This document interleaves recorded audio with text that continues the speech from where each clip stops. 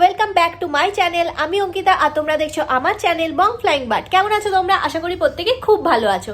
আগের দিনের ভিডিওতে তোমরা নিশ্চয়ই দেখেই নিয়েছো, আমি আগের দিনই এসেছিলাম, গতকাল এসেছি পুনেতে। তো আজকে করব পুনের সাইট সিন, এটাই প্ল্যান আছে। তো পুনের সাইট সিন করার আগে চলো আগে ব্রেকফাস্ট করে নিই। ব্রেকফাস্ট দিয়েই আজকের ভিডিওটা শুরু করছি, তার সাথে সাথে আজকে আমার এই ব্লগটাও।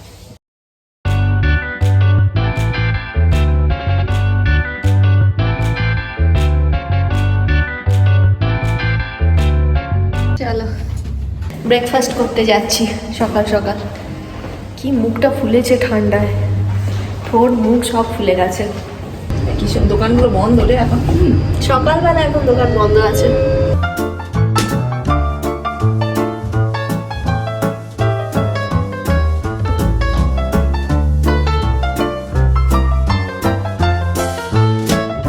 ব্রেকফাস্টে অনেক কিছুই দেখছি, juice, fruit, cornflakes, sandwich, cake, bread, milk, tea, coffee.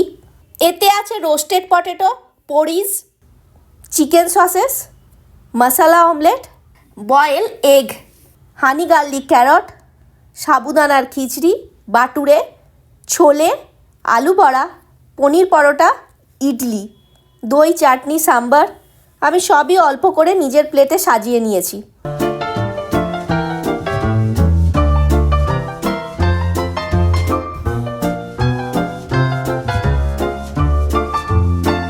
অনেক কিছু জিনিস নিয়ে বসেছি আমি, সাবুদানার খিচড়ি, ইডলি, তারপরে পনির পরাঠাটা শুধু নিইনি, ছোলে বাটুরে, ফ্রুটস, অমলেট, সব কিছু অল্প অল্প করে নিয়ে সব একবারে ভরিয়ে ফেলেছি। 2 প্লেট জিনিস নিয়েছি ব্রেকফাস্টের জন্য।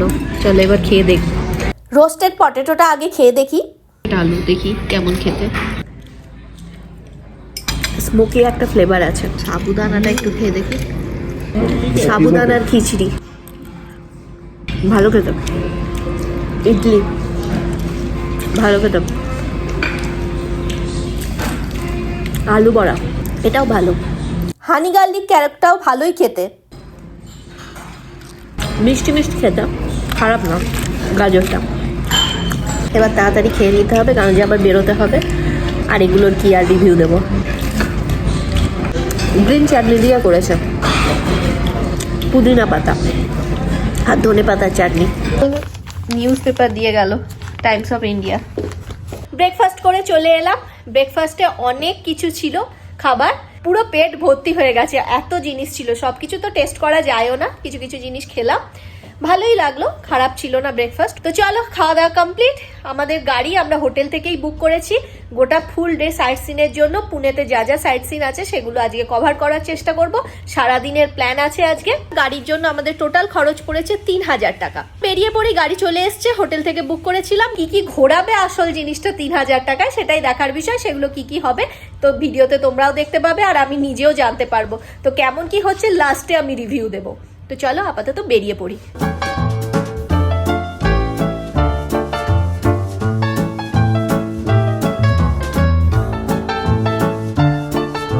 গাড়িতে করে বেরিয়ে পড়েছি আমরা। তো ফার্স্ট আমরা যাচ্ছি শনিবারওয়াড়া, ওটা দিয়ে শুরু করলাম পুনের সাইট সিন। আমাদের হোটেল থেকে বা ওই স্টেশন থেকেও বেশি দূর না, মোটামুটি 3 কিলোমিটারের মতো রাস্তা।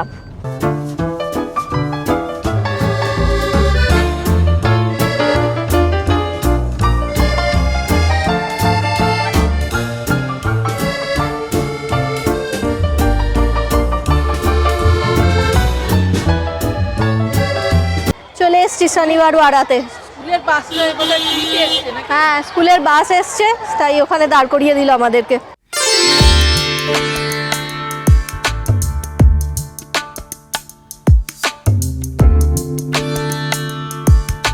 প্রথম বাজিরাও পেশোয়া একটি 7 তলার দুর্গ নির্মাণ করেছিলেন।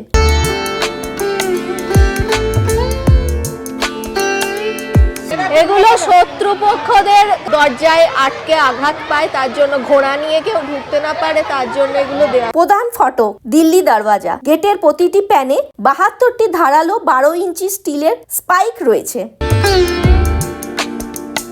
এন্ট্রি করে টিকিট কাউন্টার। ভিজিটিং টাইম সকাল 9টা থেকে বিকেল 5:30 পর্যন্ত। Ticket price 25 rupees. এই টোকেন হারালে ফাইন।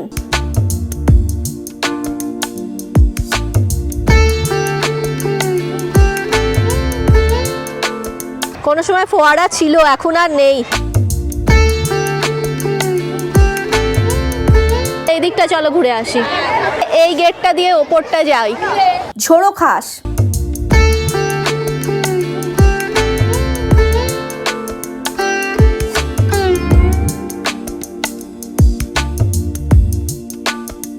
আগেকার দিনের ফোর্ট যেরকম হয়ে থাকে ঠিক সেই রকম। সিঁড়িগুলো দেখো, আগেকার দিনের সিঁড়ি, পুরো একদম খাড়াই সোজা।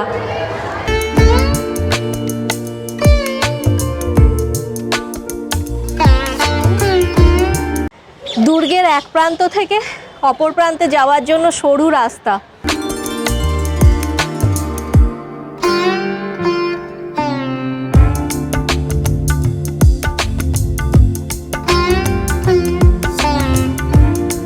এই শনিবার ওয়াড়া প্রথম পেশোয়া বাজিরাও এটা বানিয়েছিলেন। শনিবার দিন কাজটা শেষ হয়েছিল এই দুর্গের, তাই জন্য এর নাম শনিবার ওয়াড়া।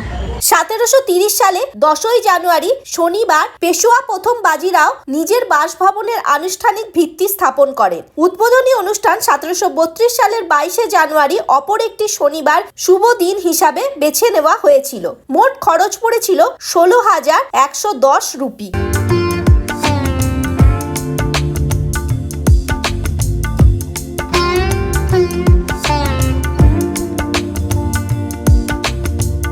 সুন্দর সুসজ্জিত বাগান,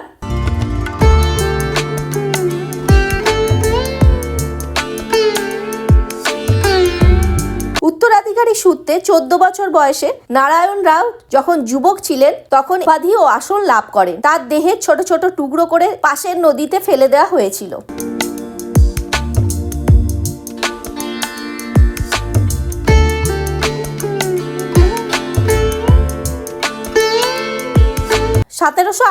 সালে দুর্গটিতে অন্তত 1000 লোক বসবাস করত। এই দেয়ালগুলো কিছুটা কালো অংশ আছে আর কিছুটা আছে লাল। ওই দিকের দেয়ালটা দেখো লাল আর এদিকের কালো, আগুনে পুড়ে গেছিল, রাতারাতি অভিশপ্ত হয়ে গেছিল। 1828 সালে অব্যক্ত অগ্নিকাণ্ডে দুর্গটি নিজেই ধ্বংস হয়ে গিয়েছিল। 7 দিন ধরে আগুন ধরেছিল। অনেক দরজা বন্ধ, প্রচুর উঁচু আর মানে লম্বা সিঁড়িটা, সোজা সিঁড়ি। এর আগে কষ্ট হয়নি, 1-2 বছর আগেও কষ্ট হয়নি, এইবার একটুখানি পায়ের প্রবলেম হচ্ছে। হ্যাঁ, সোজা সিঁড়ি দেখে দেখে নামতে হবে। আর কি বলো তো, উঁচু মানে চওড়া আছে, স্বর্গের সিঁড়ির মতো সোজা খাড়াই। হ্যাঁ, আর সিঁড়িগুলো বেশ মানে চওড়া চওড়া, একটা স্টেপের পর আরেকটা স্টেপ বেশ খানিকটা, অনেকটা 1 হাত হবে। আগেকার লোক কি করে যাওয়া আসা করতো, আগেকার ধোক লম্বা ছিল। তার বাড়াতে আছে লালমহলে যাব, এইটা আছে একটা আগা খান ফোর্ট আছে, নানাওয়াদা আছে, বিশ্রাম বার্গ, অর্ধেক পাথরের তৈরি অর্ধেক ইটের তৈরি। আর এখানে দেখো ছোট ছোট লাল ইট আছে। দু রকম আছে,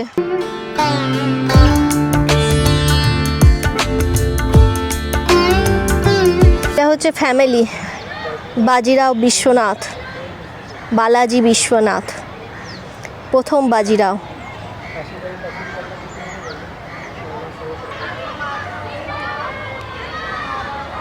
এই তো নারায়ণ রাও, আর এটা হচ্ছে রঘুনাথ রাও। এই শনিবার ওয়াড়াতে পেশোয়া রঘুনাথ রাও কাকা ছিলেন নারায়ণ রায়ের। কাকা রঘুনাথ রাও নারায়ণ রাওকে হত্যা করেছিলেন, নির্মমভাবে হত্যা করেছিলেন, এবং বলা হয়ে থাকে অমাবস্যার দিন এখনও নারায়ণ রায়ের আত্মা থেকে নাকি মানে শোনা যায় যে তিনি বলছেন যে কাকা আমাকে বাঁচাও। তো কাকা তাকে নির্মমভাবে হত্যা করেছিলেন পেশোয়া নারায়ণ রাওকে, তার কাকা রঘুনাথ রাও।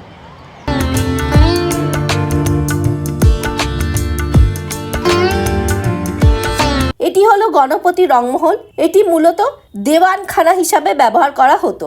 বালাজি বাজিরাও পেশোয়া তৃতীয় 1755 সালে গণপতি উৎসব এখানে পালন করেন এবং এটি নির্মাণ করেন। খিড়কি দরওয়াজা একটি সাজোয়া জানলার জন্য। 5টি দরওয়াজা আছে, দিল্লি দরওয়াজা, খিড়কি দরওয়াজা, গণেশ দরওয়াজা, নারায়ণ দরওয়াজা এবং মস্তানি দরওয়াজা।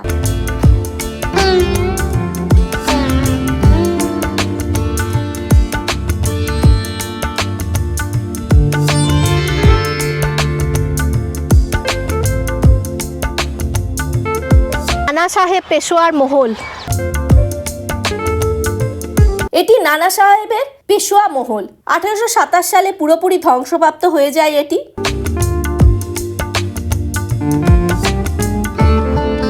মস্তানির গ্রেট গ্র্যান্ডসনে থাকার জায়গা এটি ছিল। হচ্ছে গণেশ দরওয়াজা। পিছনের যে দরওয়াজাটা, সেই দরজাটাকে বলা হয়ে থাকে গণেশ দরওয়াজা। গণেশ রংমহলের জন্য এই নামকরণ। এই দরজাটির কাছে দাঁড়িয়ে মহিলারা কসবা গণপতির মন্দির দেখার জন্য ব্যবহার করতেন। স্টুডেন্টদের জন্য সামনের দিকে যেতে পারিনি, দূর থেকেই দেখা যাচ্ছে নারায়ণ দরওয়াজা। নারায়ণ দরওয়াজা পেশোয়া নারায়ণ রায়ের মৃতদেহ এই গেট দিয়ে দাহ করার জন্য নিয়ে যাওয়া হয়েছিল। এই হলো পদ্ম আকৃতির ঝর্ণা হাজারি করেঞ্চে। এটিকে 16টি পাপড়ি হিসাবে ডিজাইন করা হয়েছিল। প্রতিটি পাপড়ির একটি 80 ফুট খিলানের সঙ্গে 16টি জেট ছিল। সেই সময় সব থেকে জটিল ঝর্ণা এটা। চলো, শনিবারওয়াড়া থেকে বেরিয়ে ডান দিকের যে রাস্তাটা, আমার হাত বরাবর ডান দিকের যে রাস্তাটা, সেই রাস্তা দিয়ে সোজা গেলে লালমহল। তো লালমহলটা যাচ্ছি, চলো।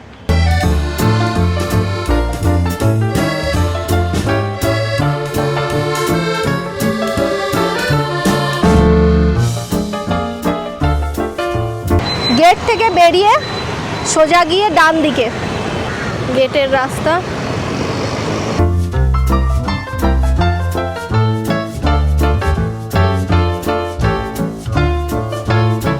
আরে দোকানের কি ভিড়!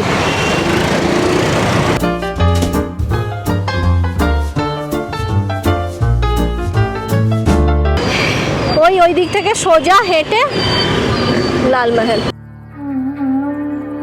মিনিটের হাঁটা পথ। ওই শনিবারওয়াড়া থেকে বেরিয়েই জাস্ট ডান দিকে মেন রাস্তা দিয়ে হেঁটে এসেই সোজা যে মেন চৌমাথাটা পড়বে তারই সামনে।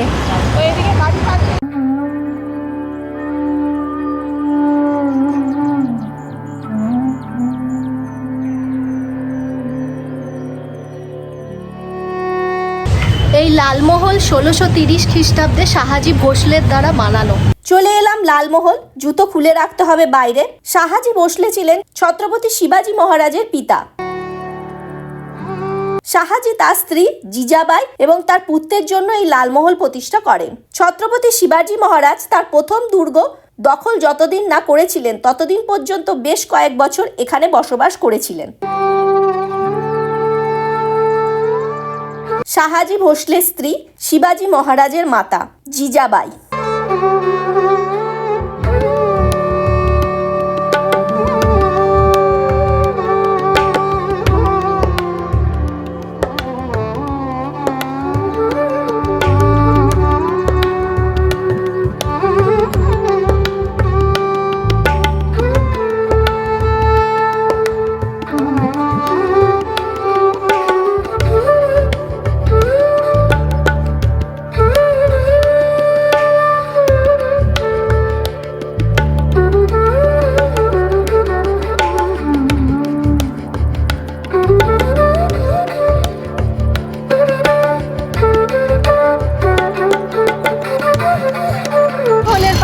আছে নবগ্রহ মন্দির, এটাই যাবো এবার।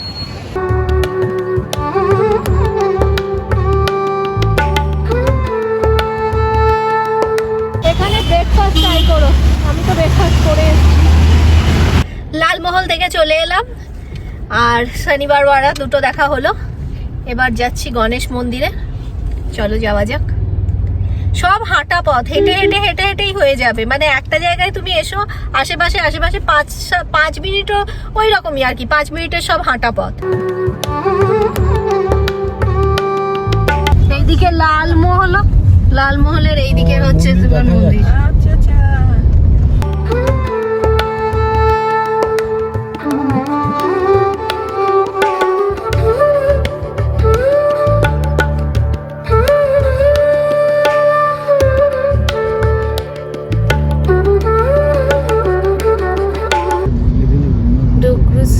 हलवाई गणपति मंदिर।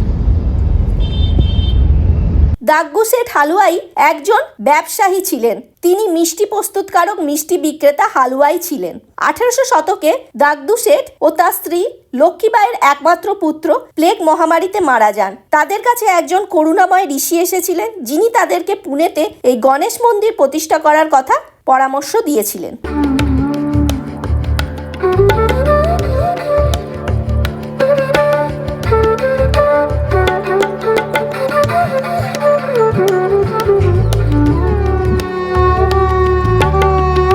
একশো 30 বছর ধরে ভক্তদের মনোবাঞ্ছা পূর্ণ করে চলেছেন এই গণেশ মন্দির।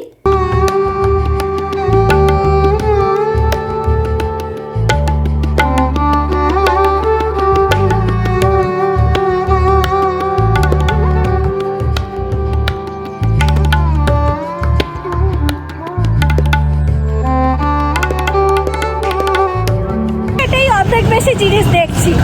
তোমরা চাইলে অটো নিতে পারো, গাড়ি বুক করো না, বেকার হয়ে যাবে।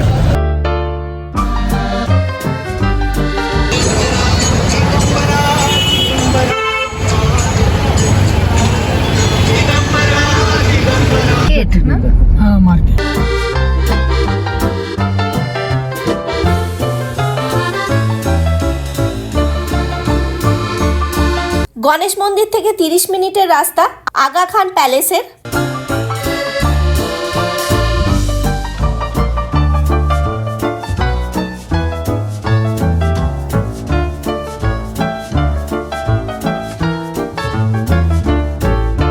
চলে এলাম আগা খান প্যালেস।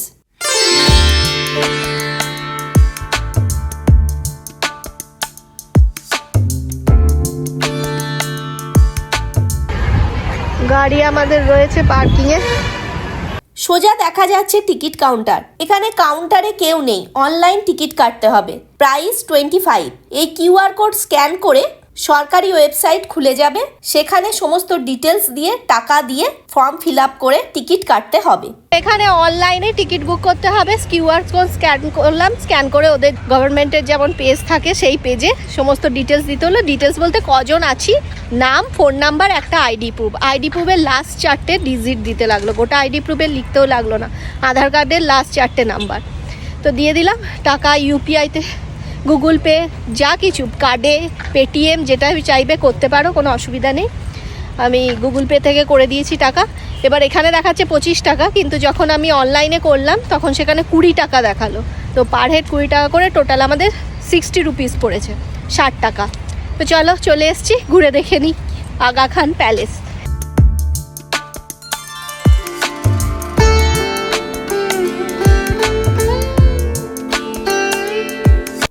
এটি সুলতান মোহাম্মদ শাহ আগা খান তৃতীয় দ্বারা নির্মিত হয়েছিল।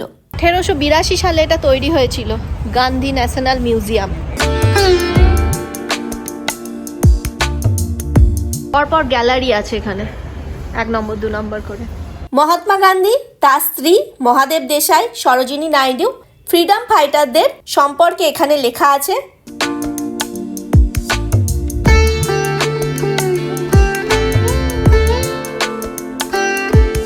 খুব সুন্দর বাগান।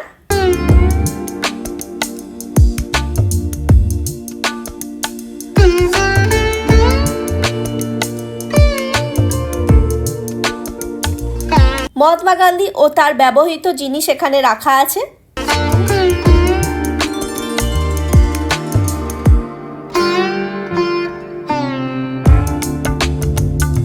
এই গ্যালারিতে মহাত্মা গান্ধী এবং তার স্ত্রীর সম্পর্কে লেখা আছে। কস্তুরবা গান্ধী।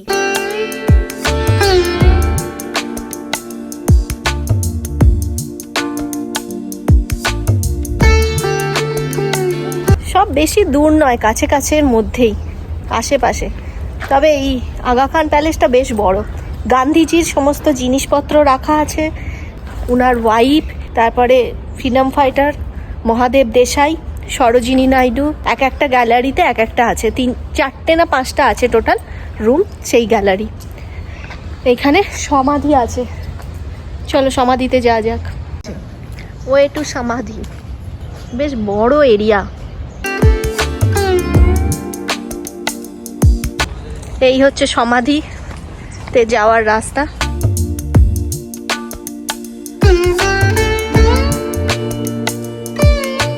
এই প্রাসাদটি ভারতের স্বাধীনতা আন্দোলনের সাথে মহাত্মা গান্ধী ও তার স্ত্রী কস্তুরবা গান্ধী, সচিব মহাদেব দেশাই ও সরোজিনী নাইডুর জন্য কারাগার হিসাবে কাজ করেছিল।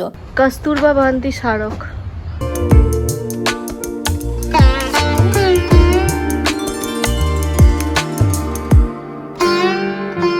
মহাত্মা গান্ধীর অস্থি আছে এবং এখানে কস্তুরবা গান্ধী ও মহাদেব দেশাই মারা গিয়েছিলেন, তাই এখানে উনাদের সমাধি আছে।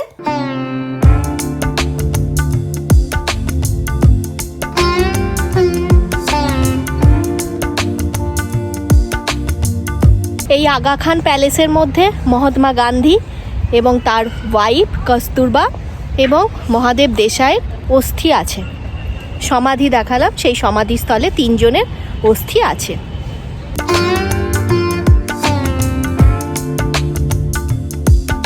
চলো, দেখা হয়ে গেল আগা খান প্যালেস দেখে। এবার নেক্সট আমরা যাচ্ছি নেক্সট ভিউ পয়েন্টের পথে।